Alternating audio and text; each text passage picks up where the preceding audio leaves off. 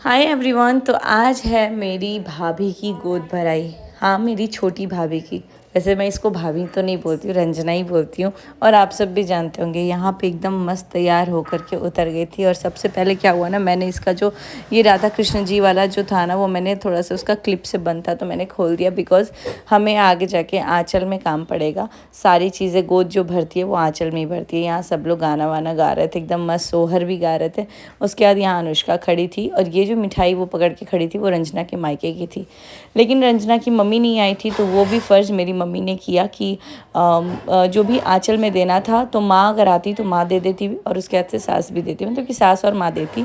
तो यहाँ पे मम्मी ने ये जो सामान दे रही हैं वो रंजना के मायके का ही है। और उसकी जो बहनें हैं वो कुंवारी हैं, तो वो लोग नहीं डाल सकती, बिकॉज़ जो मैरिड होती हैं वही लोग डालते हैं। और यहाँ पे मम्मी अपने तरफ से भी दे दी ये ड्राई फ्रूट्स और कुछ कैश अमाउंट।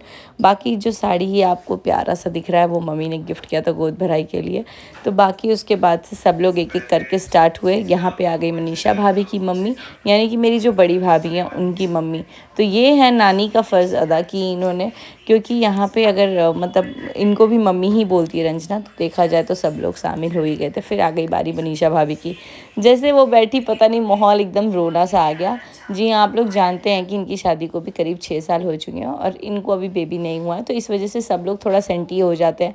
तो यहाँ उनकी भी गोद भरी गई ताकि अगले साल तक उनके गोद में भी एक नन्ना मुन्ना सा बच्चा आए।